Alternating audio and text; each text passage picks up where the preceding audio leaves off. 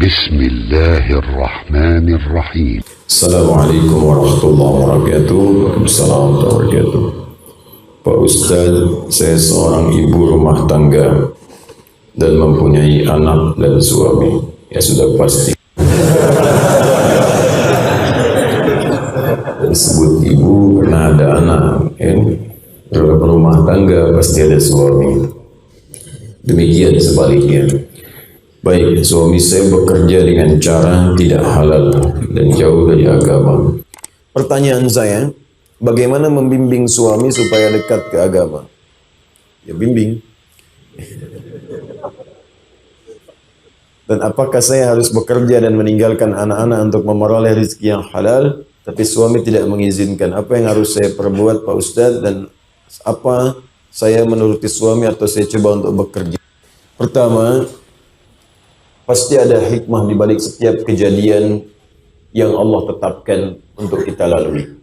Tidak mungkin suami ibu dipasangkan dengan ibu atau ibu juga demikian, kecuali di balik itu ada hikmah kebaikan. Mungkin kekurangan di suami ditutupi oleh ibu, begitu sebaliknya supaya di situ mengumpulkan amal soleh. Orang cari amal soleh keluar, ibu diberikan di dalam. Ya, maka dengan itu jangan putus asa, karena Asia pun sampai akhir hidupnya tidak pernah putus asa untuk mendakwahi Fir'aun. Fir'aun itu sekejam apa? Kejamnya luar biasa. Hobi bunuh orang, ngancam orang, nyiksa orang. Bahkan Nabi Musa pun ketika akan berdakwah kepada Fir'aun harus berdoa dulu kepada Allah untuk minta dilembutkan hatinya, supaya tidak kalah dengan ancaman-ancaman. Karena Nabi dan Rasul itu doanya itu kan mustajab seketika. Kalau sedikit tersinggung aja, ya Allah ini Fir'aun, bosan sekali saya wafatkan sekarang. Wafat. Ya. Cuman nggak ada hikmah buat kita untuk dipelajari.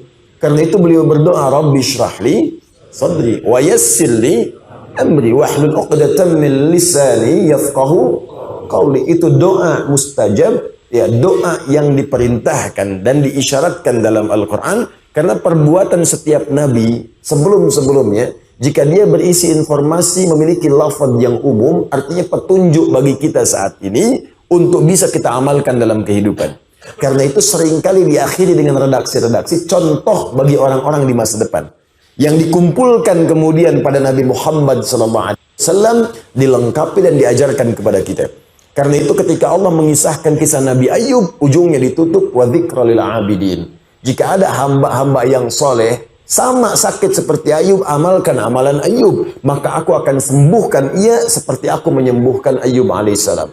Di Quran surah ke-21 ayat 83 sampai 84. Jika Anda berbisnis misalnya, ya, bekerja, disakiti orang, dijahili orang, sampai ingin ada yang menyingkirkan, menyungkurkan Anda, amalkan amalan Nabi Yunus alaihissalam.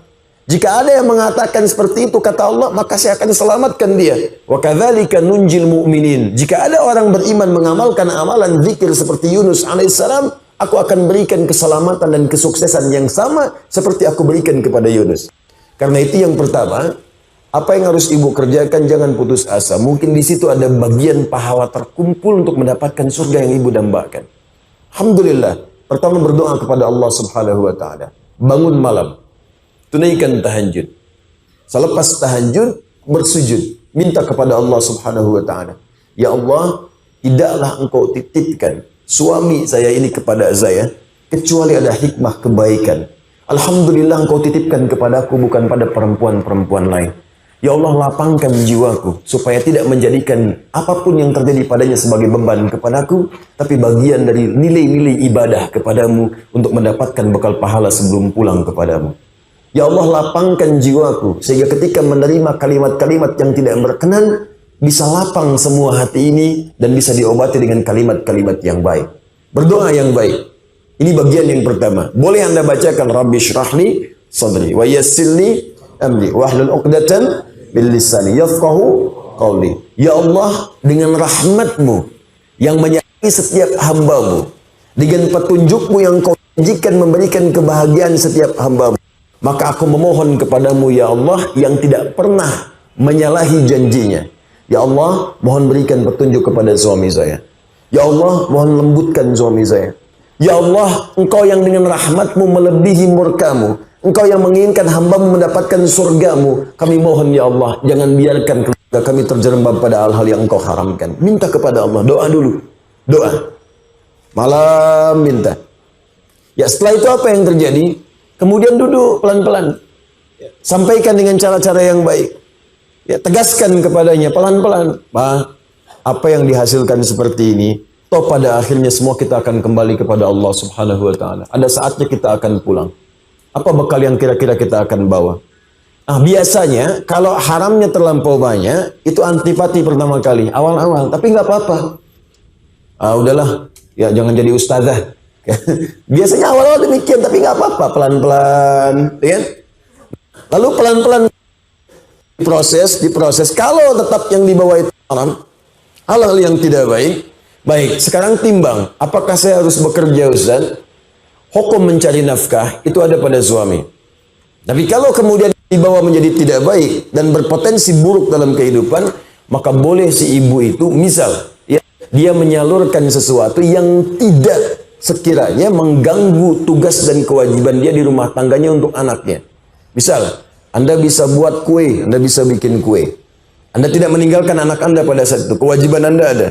Anda bisa jualan online misalnya, atau bergabung dengan sesuatu, jadi agen yang sekiranya bisa menyalurkan, yang Anda tidak keluar banyak di situ untuk bisa menghilangkan tugas-tugas rumah tangga. Dari situ kumpulkan, nabung, ya simpan, berikan kepada anak Anda, berikan kepada Anda sendiri yang Anda makan dan sebagainya. Apa yang disimpan diberikan oleh suami, coba sisihkan simpan. Sampai terkumpul, lalu tunjukkan kepadanya. Ini yang papa kumpulkan.